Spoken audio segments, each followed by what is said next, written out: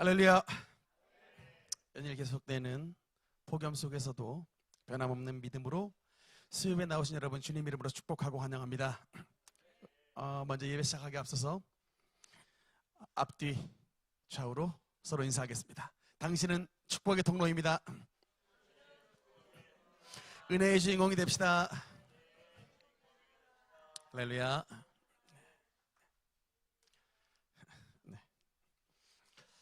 우리는 지난 시간에 대제사장과 제사장 그리고 레위인에 대해서 즉 성막에 봉사하는 자들에 대해서 이제 말씀을 살펴봤습니다. 수요일날 강해가 조금 어렵긴 하지만 여러분께서 이 말씀을 또 잘 좀 집중해서 따라오시면 평상시에 여러분 신앙생활하는 가운데 잘 몰랐던 말씀에 대해서 좀 깨닫는 말씀에 깨닫는 지혜가 임하게 되는 좀 특별한 시간이기 때문에 수요일 날은 좀 말씀을 여러분과 함께 좀 깊이 있게 다뤄보도록 하겠습니다. 오늘은 이제 성막에 봉사하는 제사장과 레위인들이 하나님 앞에 봉사를 할 때에 가장 중요한 봉사의 사역이었던 구약 시대의 예배, 즉 제사에 대한 제사 제도에 대해서 여러분과 함께 말씀을 나누겠습니다.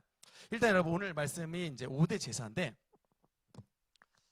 이 서론격으로 먼저 여러분께 한번 질문을 하겠습니다. 구약 시대에 보면 이제 제사 제도에 대해서 레위기서에서 아주 이제 자세하게 다루고 있는데 여러분께 한번 질문을 하겠습니다. 제사 제도가 왜 필요한 것인가? 여러분 어떻게 대답을 하실 수 있겠습니까? 성경에 제사 제도가 나와 있는데 하나님께서 왜 제사 제도를 성경에 이렇게 기록을 해놓으셨을까? 우리에게 제사 제도가 필요한 이유가 뭘까를 여러분께 질문했을 때 여러분 어떻게 대답하면 가장 100점 대답이 될까? 제사를 함부로 못하게. 네 멋대로 하는 게 제사, 네 멋대로 하는 게 제사가 아니다. 하나님의 방법대로. 그것도 의미 있는 대답입니다. 복 주시기 위해. 그것도 굉장히 핵심에 가깝습니다. 네, 이제 거의 정답에 근접하는데 결론부터 말하면요, 인간은 스스로 하나님 앞에 나아갈 수 없는 존재이기 때문에 그래요. 즉 하나님 앞에 제사 제도를 힘입지 않고는 하나님의 제사를 거치지 않고는 우리 스스로 하나님 앞에 나아갈 수 없는 존재이기 때문에 그렇습니다. 그래서 제사가 필요해요. 이 제사 제도를 통해서 하나님을 만나는 겁니다. 즉 이 제도가 없으면 인간은 하나님을 만날 수 없습니다. 그래서 이 제도를 통해서 이 제사와 예배를 통해서 하나님을 만나는 거예요. 이게 없으면 인간은 하나님과 만날 수 없습니다. 여러분 이게 뭐냐면 원래부터 여러분 그러니까 말하는 인간은 이 본질 자체가 뭐냐면 하나님께 나아가는 길이 막혀진 존재입니다. 인간은 스스로 하나님 앞에 나아갈 수 없는 존재예요. 지금 우리에게 이게 인간의 실존입니다. 원래부터 그랬던 건 아니고 여러분 에덴 동산이 천국의 모형입니다. 에덴은 천국의 모형인데 여러분 하나님의 형상으로 지음을 받았던 아담과 하와의 첫 인류가 죄가 없었을 때는 하나님과 함께 거했습니다. 에덴 동산 안에서 하나님과 거했다가 하나님과 교제를 했다가 근데 그랬던 인간이 어떻게 됐냐면 에덴에서 어떻게 됐어요? 추방됐죠. 쫓겨났습니다. 실낙원 됐습니다. 여러분 실낙원 됐다. 에덴에서 추방됐다라는 뜻이 뭐냐면 인간은 이제 천국에 못 들어가는 존재가 됐다는 거예요. 인간이 에덴에서 추방됐다는 뜻은 에덴은 천국을 의미하는데 인간은 천국에서 쫓겨난 존재가 됐다는 겁니다. 그래서 왜 그러냐면 죄를 져서 선악과를 먹음으로 에덴에서 추방돼서 이제 하나님의 천국에서 추방된 존재가 됐다라는 것인데 그래서 에덴에서 쫓겨났다라는 얘기는 뭐냐면 단순하게 장소적인 의미가 아닙니다. 이거는 장소적인 의미가 아니라 영원한 하나님의 생명과 분리됐다는 의미예요. 그러니까 하나님과 함께 거했던 인간이 에덴에서 하나님과 함께 거했던 인간이 에덴에서 추방됨에 따라서 생명나무의 길이 막혀버린 존재가 돼서 이제는 그야말로 죄와 질병과 저주에 있었던 이런 그야말로 던져진 존재, 불쌍한 존재, 저주받은 존재가 되어버렸다는 겁니다. 그래서 감사한 건 여러분, 진짜 감사한 건 이랬던 인간이 하나님이 그런 인간을 그대로 버려두지 않고 하나님께서 아담과 하와를 보살펴 주셨는데 창세기 3장 21절의 말씀 우리 한번 같이 읽겠습니다. 시작. 여호와 하나님이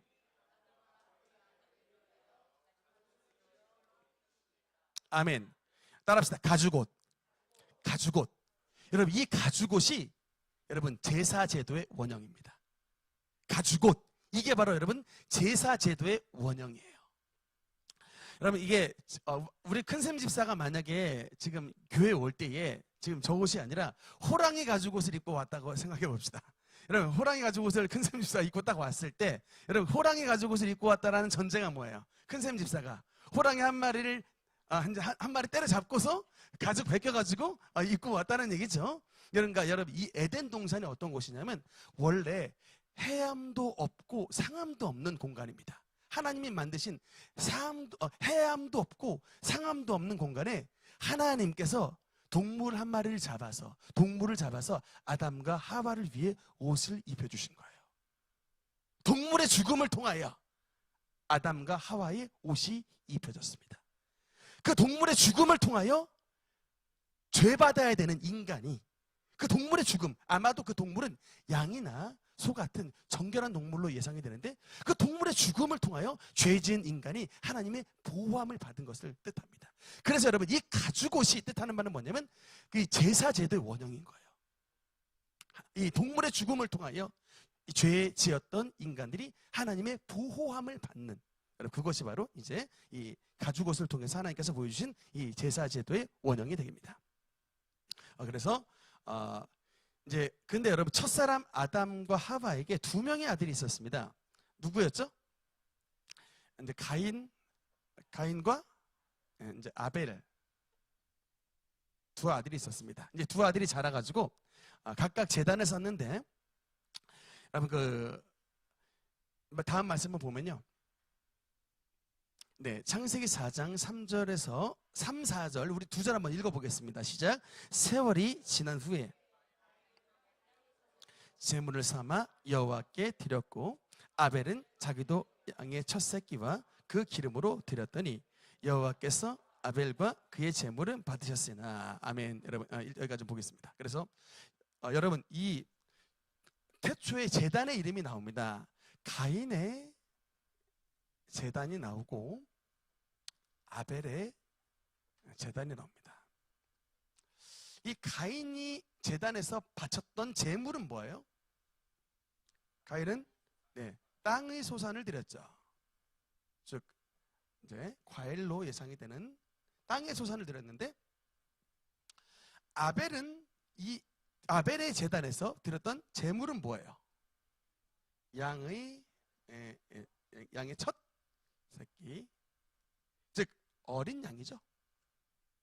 어린 양을 드렸다. 여러분 이게 이 두 가지의 제단은요. 그러니까 이 두 가지의 제단의 차이가 있습니다. 분명히 아담과 하와로부터 가인과 아벨의 신앙 교육을 받았을 것입니다. 왜냐?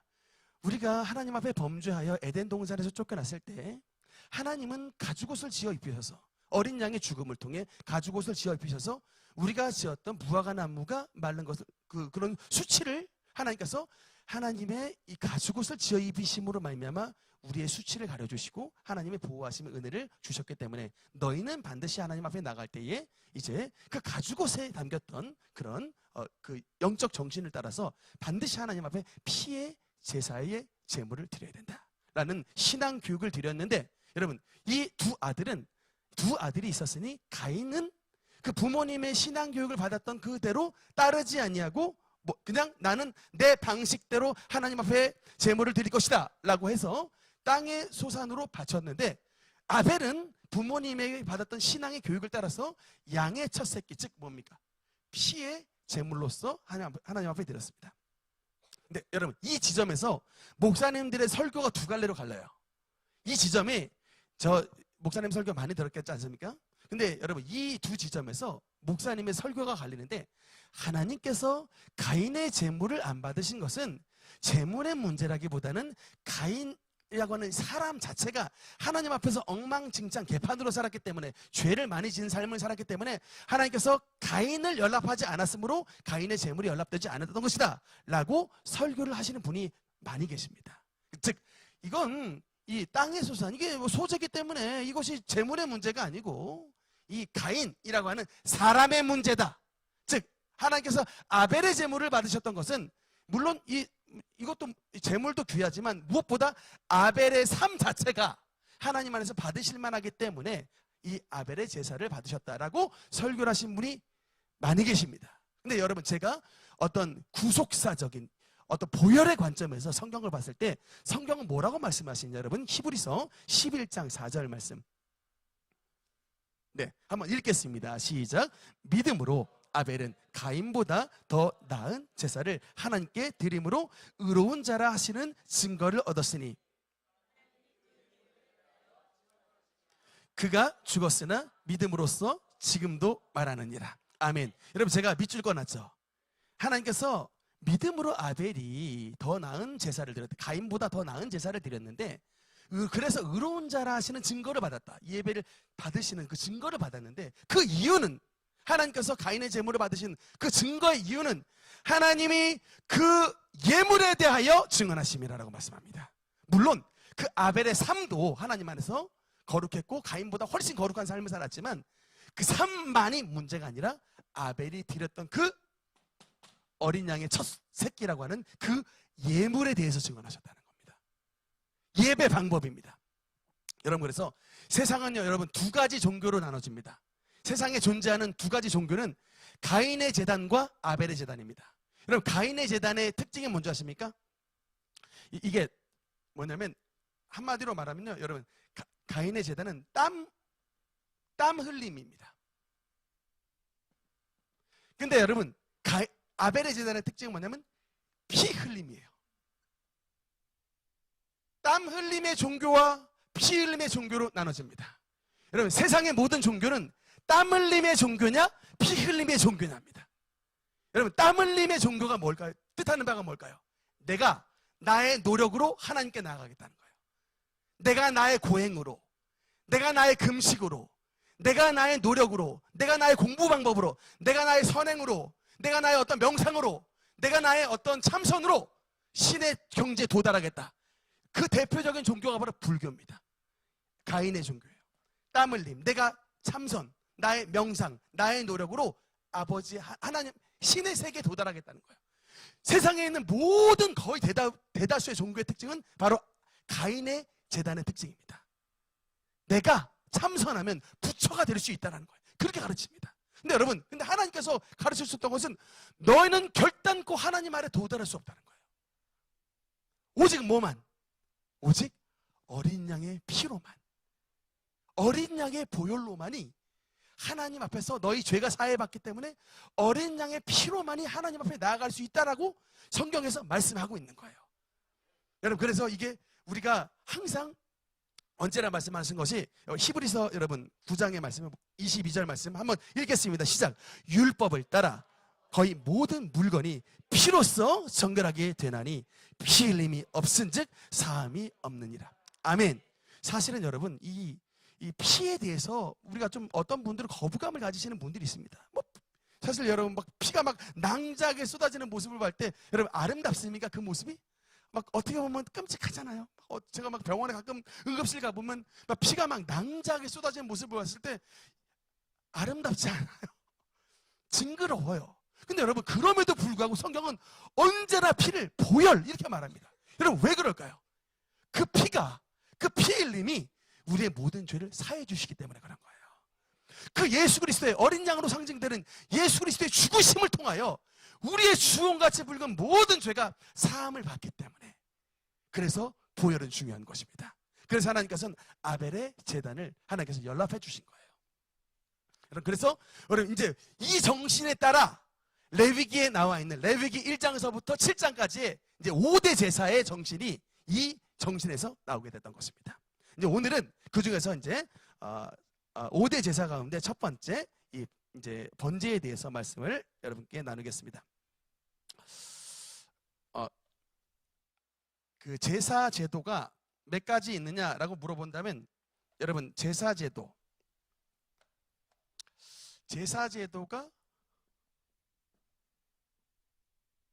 구분.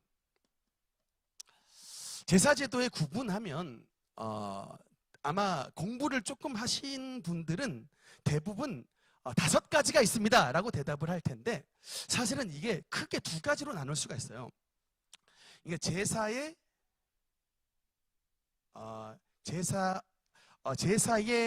어떤 형식과 제사의 방법으로 첫 번째 제사 형식이나 방법, 그 다음에 2번째 제사의 목적으로 2가지로 구분을 할 수가 있습니다.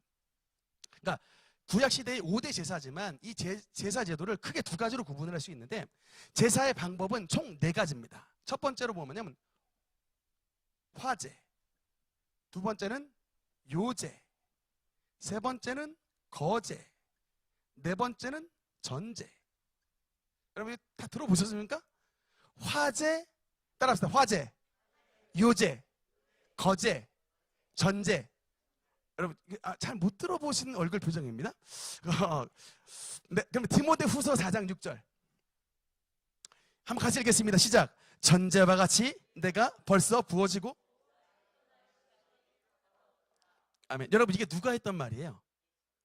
사도 바울이 지금 로마 감옥에서 갇혀가지고 이제 유언을 남기는데 내가 지금 전제와 같이 내가 벌써 부어지고 나의 떠날 시각이 다 가까웠다라고 말합니다. 여러분 이제 잠깐만 이 차원에서 일단 화제는 제사의 방법이 뭐냐면 불화자예요. 불로 태워드리는 제사가 화제입니다. 2번째 요제는 여러분 흔들 요자예요. 재물을 이렇게 흔들어 넘치도록, 그죠? 여러분 말라기세 하나님 우리에게 우리 가정에게 축복을 주시되 부어 흔들어 넘치도록 할 때 그 흔들어가 이 요제할 때 요자야. 흔드는 제사입니다. 재물을 제가 그러니까 그 구약 시대의 제사장들이 곡식을 갖고 왔을 때 이렇게 흔드는 이게 요제예요. 그다음에 거제는 뭘까요? 거자가 들 거자입니다. 그래서 드는 제사예요. 재물을 이렇게 들어오는. 제가 여러분 우리 주일날에 강대상에 헌금을 봉헌할 때 이거를 이렇게 들어요. 이게 바로 거제입니다. 하나님 이 재물을 주님 앞에 연락해드립니다 라는 걸로 이렇게 올리는 거예요. 들 거자 거제예요. 그 다음에 마지막 4번째 전제. 이게 뭐냐면 포도주나 독주 같은 이런 그러니까 액체 제물들이죠. 포도주나 독주 같은 것을 제단에 부어드리는 제사가 바로 전제입니다. 그러면 지금 여러분 사도 바울이 디모데후서 4장 6절에서 내가 전제와 같이 내가 벌써 부어지고 라는 말을 봤을 때 지금 사도 바울이 자기가 어떻게 죽게 된다는 것을 예언적으로 알고 있는 거예요. 나의 피가 이제 이렇게 마치 그 주님의 제단 위에 포도주를 부은 것 같이 내 피가 낭자하게 되어 부어지고 나의 떠날 시각이 가까웠도다.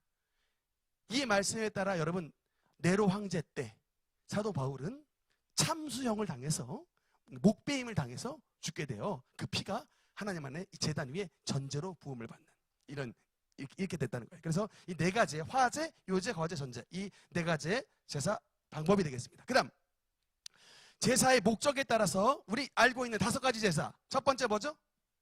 번제. 2번째 소제. 3번째 화목제. 4번째 속죄제. 5번째 속건제. 이제 이거는 이번 우리 또 성막론 할 때 여러분 몇 번 좀 반복할 텐데 따라합시다. 번제, 소제, 화목제, 속죄제, 속건제. 이제 이 5가지 제사는 여러분께서 이제 암기를 하셔야 우리 능력교회의 직분자의 자격이 있을 줄로 믿습니다. 이게 5가지는 아셔야 돼요. 왜냐면 이 5가지 제사가 이제 이게 이 목적인데 이게 예수 그리스도의 십자가의 은혜가 이 5가지로 표현할 수 있기 때문에 그래요. 여러분 특히 간단하게 말하겠습니다. 번제는 뭐냐면 전적 헌신이에요. 하나님 앞에 온전한 완벽한 헌신. 그러니까 모든 죄를 사하고 완벽한 헌신을 드릴 때. 소제는 뭐냐면 감사예요. 감사의 제물. 화목제는 그야말로 하나님과 소통하고 화목하는 것입니다.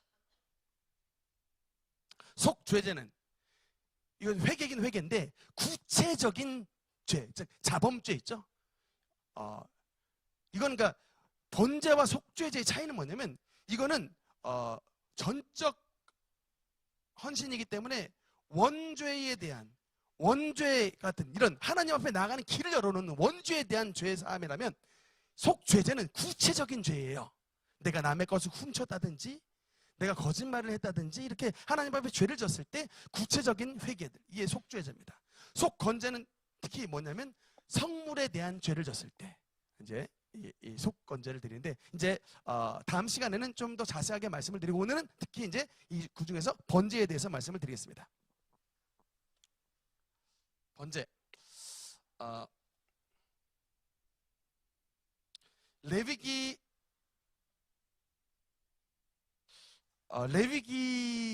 여러분 이제 1장에 보면 번제에 대해서 나오는데 이게 네, 영어 성경으로 보니까 번트 오퍼링으로 써 있죠.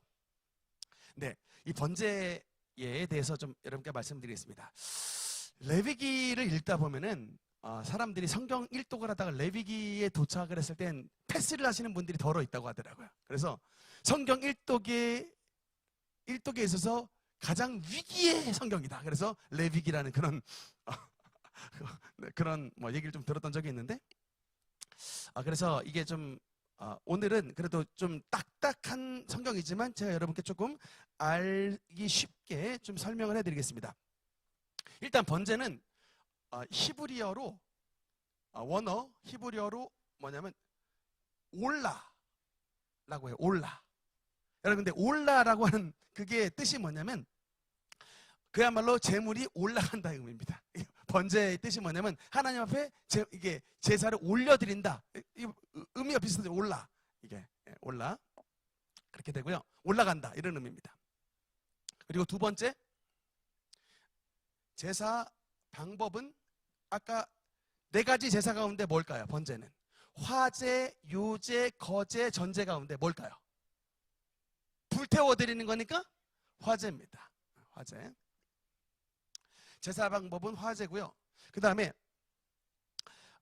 특히 이 특징이 뭐냐면 다음 말씀 한번 볼까요? 네, 여러분 레위기 1장 9절 한번 읽겠습니다. 시작.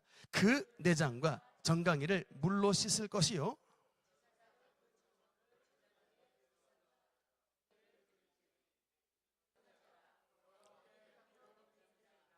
아멘. 여러분 이 번제에는 또 이게 특징이 뭐냐면 하나님께 향기가 된대요. 이게 화제인데 하나님께 향기가 된다. 여러분 이게 무슨 의미일까? 하나님이 고기 굽는 냄새를 굉장히 좋아하신다의 의미가 서목사는 그거 맞는데 삼겹살 굽는 냄새가 뭐 서충훈께 향기로운 냄새니라는 맞는데 고기 굽는 냄새이기 때문에 향기롭다라는 의미라기보다는 여러분 이게 왜 번제가 하나님 앞에 향기로운 냄새가 되냐면 여러분 번제는 가장 중요한 게 하나님 앞으로 나아가는 길을 여는 제사예요. 번제가. 그럼 모든 제사의 가장 기본이 되는 제사가 번제입니다.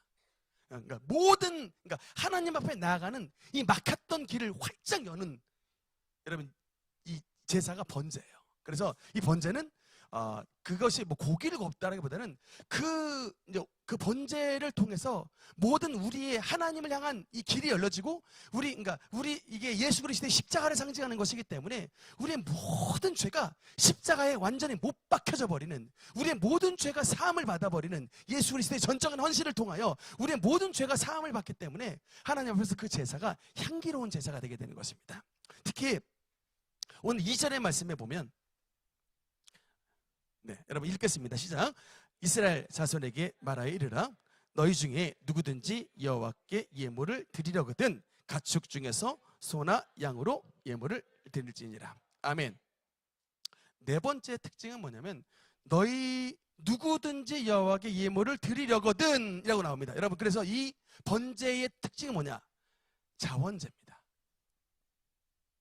자원제. 즉 이거 뭐냐면 하나님 앞에 그 번제라고 하는 제사를 드릴 때 강요하지 않는다는 거예요.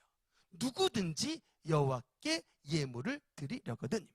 그래서 하나님 앞에 제물을 드릴 때, 하나님 앞에 헌금을 할 때 헌금의 자세는 뭐냐면 절대로 억지나 또는 강요가 있어서는 된다 안 된다? 안 된다 합니다. 여러분, 그래서 교회 나올 때 자꾸 막 목사님 막 뭐 11조 자꾸 강요한다 그러면서 억지로 하는 수 없이 11조 내죠? 그렇게 내시면 여러분도 복을 못 받고 이게 안 되는 거예요. 그러니까 기왕 하나님 앞에 헌금을 드릴 때는 자원하는 마음으로, 자원하는 마음이 뭐예요? 하나님 이 물질 주셔서 감사합니다. 주님 덕분에 월급 오늘 이번 달도 월급 받았습니다. 감사합니다. 하나님이 나에게 건강 주신 덕분에, 하나님이 나에게 지혜 주신 덕분에 이번 달도 월급 받았습니다. 하나님이 좋은 나라 주신 덕분에 연금 받았습니다. 여러분, 하여튼 하나님 앞에 항상 감사하는 마음으로 드려야 되는 거예요. 누구든지 예물을 드리려거든. 그래서 절대로 억지나 강요가 헌금에 있어서는 안 된다. 그래서 자원제입니다. 특히 여러분, 하나님 앞에 이 번제를 드릴 때 제물의 종류가 네 가지입니다. 첫 번째 뭘까요? 소. 두 번째 양과 염소입니다. 그러니까 이게 2번, 3번이고 세 번째가 뭘까요? 비둘기예요. 이 세 가지의 번제물이 나눠져 있습니다. 하나님께서 소와 양, 염소, 비둘기를 구별해 놓으셨는데 구별해 놓으신 여러분 이유가 뭘까요? 구별해 놓으신 이유가 뭘까요? 경제적 형편에 따라입니다. 그러니까 서목사처럼 연약한 사람은 번제를 드릴 때 비둘기 드리고, 또 어떤 집사님네처럼 또 좀 부유하신 분들은 뭘 드려라? 소나 또 중산층 정도는 양과 염소를 드려라. 경제적 형편을 하나님께서 고려하셨습니다.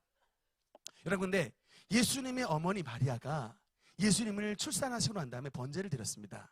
이 세 가지 예물 가운데 뭘 드렸을까요? 마리아가. 그래도 예수님의 어머니신데 소 정도는 드리셔야 되지 않겠습니까 싶은데, 여러분 놀랍게도 성경에 보니까 비둘기를 드렸어요. 그건 뭘 뜻할까요? 예수님의 어머니 마리아가 깨끗하시긴 하지만 삶은 가난하셨다. 그러니까 그래서 예수님이 이렇게 가난한 집안에 태어나신 것은, 여러분 고린도 후서 8장 9절에 말하잖아요. 부요하신 이로써 너희를 위하여 가난하게 되심은 그의 가난하심으로 말미암아 너희를 부욕해 하려 하심이라. 예수님께서 우리의 모든 가난을 짊어지셨다니까요. 이런 가난한 집안에 태어나시게 하나님께서 딱 넣으신 거예요. 이렇게 카이사르 같은 일을 그냥 로마의 왕실에 태어나지 않게 하시고, 그 나사렛에 가난한 여인 마리아의 태에 집어넣으신 것은 그의 가난하심으로 말미암아 우리에게 주님께서 태어나실 때 우리의 모든 가난을 다 짊어지신 거예요. 십자가에 달려 돌아가실 때 저와 여러분이 당해야 되는 모든 가난의 저주도 십자가에 지어서, 그 상징물이 뭐예요? 예수님의 가시면류관이에요. 가시면류관을 쓰셨다. 그런 것은 세상의 저주를 예수님이 감당하신 거예요.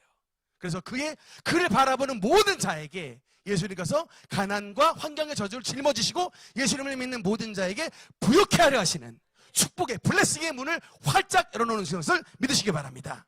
그래서 주님 앞에 번제를 드릴 때 이 세 가지 예물을 각각 다 드리셨는데, 이 세 가지로 구별하셨지만 한 가지 변함이 없는 것은 뭐냐면, 따라합시다. 흠 없는 소, 흠 없는 양, 흠 없는 비둘기예요. 하나님이 경제적 형편을 우리에게 탓하시지 않습니다. 가난한 건 문제되지 않아요. 그러나 비둘기를 갖고 올 때 흠 있는 재물이 아니라 흠 없는 수컷으로 회막문에서 여호와 앞에 기쁘게 받으시도록입니다. 이정신이에요. 기쁘게 받으시도록. 여러분 예배를 드릴 때 그냥 불평이 많으신 분 있어요. 뭐 자꾸 그냥 뭐가 기네. 자꾸 교회 오면서 자꾸 그냥 불평의 씨를 뿌리시는 분들이 있습니다. 여러분 진짜 안타까워요. 교회 오시는 가운데서도 막 예배 주일날 예배 계속 막 불평의 씨앗을 뿌리시는 분들이 있어요. 레위기를 좀 다시 읽으시기 바랍니다.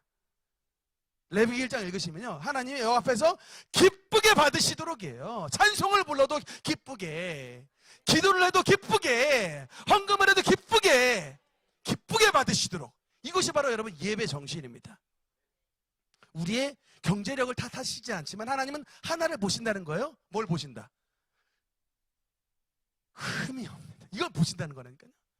니네가 비둘기가 갖고 오든 소를 갖고 오든 은혜는 똑같이 주되 중심에 흠이 있느냐는 하나님이 보신다는 얘기예요. 그러니까 예배 시간 내에 흠이 없게 되려면 어떻게 돼야 돼요? 시간 엄수하셔야죠. 11시 예배 딱 들으면 꼭 지각하시는 분 안 된다. 시간의 흠. 그리고 예배 시간에 나오시는데 그냥 전혀 준비 안 하게 그냥 머리 엉망개판이고 그냥 옷도 그냥 그 옷을 입고 과연 대통령 만나러 가실 수 있는가라고 반문을 했을 때, 그러니까 하나님께서 여러분 말씀드리잖아요. 이게 이 정신이니까 이게 뭐 고급 옷이냐 무슨 뭐 백이 무슨 뭐 똥자 붙은 뭐 그런 백이냐, 그거는 이거 하나님께서 보시지 않는데, 그러나 하나님이 정성은 보신다는 거예요. 정성, 가격을 보시는 게 아니라 정성은 보신다. 예배 시간을 얼마나 정성스럽게 시간을 맞추고 얼마나 복장을 잘 갖추고 얼마나 성성스럽게 드리느냐는 하나님이 보시겠다는 것입니다. 여러분 그 레위기를 읽으면요 정말 다시 한번 깨달아져요. 아, 이게 말씀이 재밌어요. 이 속에 담겨져 있는 하나하나에 굉장한 하나님께서 의미를 주셨구나. 여러분 유대인들은 여러분 레위기를 너무나도 재밌게 읽어요. 레위기를. 왜냐? 이 예배의 태도니까, 이 중심이 담겨져 있으니까. 근데 우리는 너무 재미없어요. 그러면 왜냐하면 그냥 대강 나와서 그냥 예배 드리면 하나님께서 다 받으시는 줄 아니까. 그게 아니라고요. 여러분 아시겠습니까? 흠 없는 제물을 드려야 된다. 특히 여러분 또 하나 또 재밌는 사안이 뭐냐면, 소와 양과 염소 비둘기는 여러분 특징이 뭐냐면 제물 가운데 인간에게 가까이 있는 것들입니다. 그러니까 정결한 제물인데, 정결한 제물 가운데 예를 들어 하나님께서 사슴, 이것도 정결한 제물에 속해요. 근데 하나님이 번제를 요구하실 때 가서 저기 들사슴 좀 잡아와가지고 번제 드려라 라고 하질 않았어요. 있는 것, 있는 예물을 드리게 하십니다. 그러니까 여러분 하나님 앞에 헌금 드린다고 막 빚내고 막 이게 막 너무 무리하고 아니에요. 그냥 우리에게 있는 것 요구하시더라. 우리 집안에 있는 소, 우리 집에 있는 양, 염소, 우리 집에 내가 길렀던 비둘기, 우리에게 있는 것을 요구하시지, 저기 산에 가서 사냥을 해가지고 들사슴 잡아와 번제 드려 이렇게 하시지 않더라. 우리에게 있는 것을 드리라는 거지. 우리에게 있는 것, 우리에게 있는 것을 정성스럽게 드리기를 요구하십니다. 여러분과 이 제사에 하나님께서 우리에게 요구하시는 자세는 그러니까 막 무리하게 막 그런 걸 요구하시지 않고 정성을 요구하신다는 것이죠. 여러분 또 여섯 번째 특징이 뭐냐면, 여러분 다음 말씀 한번 보겠습니다.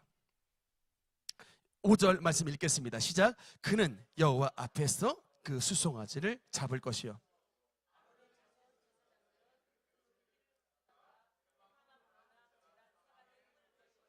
아멘.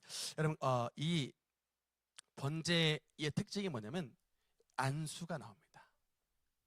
번제물에 안수를 하게 됐어요. 성경에는 안수에 세 가지 안수가 나옵니다. 첫 번째 어느 때냐면 병 고칠 때. 네. 그리고 원로 목사님 병 고칠 때 안수기도 많이 하시죠. 성경에 나오는 거예요. 엘리사가 이렇게 안수기도 했던 말씀이 나옵니다.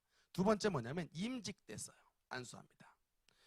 사도들이 집사를 임직할 때 그들에게 안수했다. 또 바울이 디모데에게 교회에서 그들에게 안수할 때 경솔하게 하지 말고, 이렇게 해서 직분자를 세울 때 임직할 때 안수입니다. 그래서 집사님과 조금 약간 다른 안수 집사님이 계시는데, 그 안수 집사님들은 임직을 받을 때 우리 주의 종들에게 안수를 받고 집사 같아서 안수 집사라고 합니다. 임직 받을 때. 그다음 이 세 번째가 뭐냐면 이게 죄의 전가예요. 이게 안수의 세 번째가 죄의 전가 파트입니다. 이게 성막에서 그러니까 여러분 이게 제물을 이제 하나님 앞에 드릴 때 소도 끌고 오고 양도 끌고 오고 비둘기도 이제 갖고 오는데, 여러분 1장 5절에 보니까 그는 여호와 앞에서 수송아지를 잡을 것이요. 그럼 이 그가 누구예요? 그는이 누굽니까? 제사장입니까? 아니요, 제주예요. 즉 제물을 지금 소를 양을 염소를 끌고 온 그 제주가 여호와 앞에서 수송아지를 잡으라는 거예요. 여러분이 지금 죄를 졌습니다. 하나님 앞에서 지금 예배를 드리려고 그래서 지금 짐승을 잡으러 왔는데 내가 지금 이 제물을 지금 살아있는 이 제물을 하나님 앞에 드리기 전에 예를 들어 이제 칼을 들든지 도끼를 들든지 딱 들 텐데 여러분께서 지금 소를 딱 때릴 때 기쁠까요? 슬플까요? 저도 형님이 가끔 복회 먹으라고 보고를 줄 때가 있는데 살아있는 보고를 제가 뜰 때가 있습니다. 제가 그래서 잘 가라 그러면서 제가 팍 때려요. 그러니까 그 물고기 한 마리 잡을 때도 불쌍해요. 솔직히 제가 먹기 위해서 복을 잡지만 막 살아 버텨보려고 푹푹푹 해가지고 복이 막 이렇게 커져. 그래도 너는 미안하다 그러면서 제가 보내거든요. 근데 이제 이 제주가 여호와 앞에서 수송아지나 양이나 염소를 잡을 때 딱 잡을 때 마음이 기뻐가지고 때리겠습니까? 아니죠. 되게 마음이 어떻게 보면 미안하다 또 되게 좀 하여튼 아픈 마음으로 잡을 거예요. 여러분 왜 이런 절차를 거치게 하셨을까? 그 제물이 누구예요? 죄로 말미암아 우리의 죄를 위해 돌아가신 예수 그리스도의 상징이에요. 그러니까 그 흠 없는 제물이 내가 죽어야 되는데 내가 구원받기 위해서는 그 제물이 죽은 그 제물의 죽음을 통하여 그 제물의 피 흘림을 통하여 우리가 구원을 받는 이게 하나님을 향한 이 길의 모형인 겁니다. 그래서 여러분 양심이 있는 사람이라면 양심이 제대로 박혀져 있는 사람은 이 회막문 앞에서 하나님 앞에 너무나도 죄송스러운 마음을 가지게 될 거예요. 내가 마땅히 죽어야 되는 죄인인데 이 죄 많은 나를 대신해서 이 어린 양이 죄가 전가되고 그가 죽는구나. 이게 바로 여러분 제사제도의 모형입니다. 여러분 이걸 통해서 우리가 뭘 알게 될까요? 나는 하나님 안에서 보혈의 은혜 없이는 죽을 수밖에 없는 죄인입니다라는 것을 깨닫게 되는 거예요. 이 제물의 생명이 없이는 이 제물의 죽음을 통하여 나의 죄가 사함을 받았습니다. 하나님 앞에서 감사하게 되고 주님 안에서 죄송하게 되고 이런 자세를 가지게 되는 것입니다. 특히 여러분 7번째 보면 7번째 보면 다음 말씀 보면요. 네, 여러분 12절 말씀 한번 같이 읽겠습니다. 시작. 그는 그것에 각을 뜨고 그것의 머리와 그것의 기름을 베어낼 것이며 제사장은 그것을 다 제단 위에 불 위에 있는 나무 위에 벌려놓을 것이며. 아멘. 7번째 보니까 뭐 어떤 단어가 나오냐? 각을 뜨라. 여러분 각을 뜨라가 뭡니까? 각떠라. 제일 쉬운 말로 말하면 토막치다예요. 여러분 이 모습은 절대 아름다운 모습이 아닙니다. 여러분이 끌고 왔던 소가 지금 어떻게 됐어요? 지금 내가 때린 팍 해서 죽고요. 그 죽었던 소의 피를 받아가지고 회막문 앞에 쫙 뿌리고요.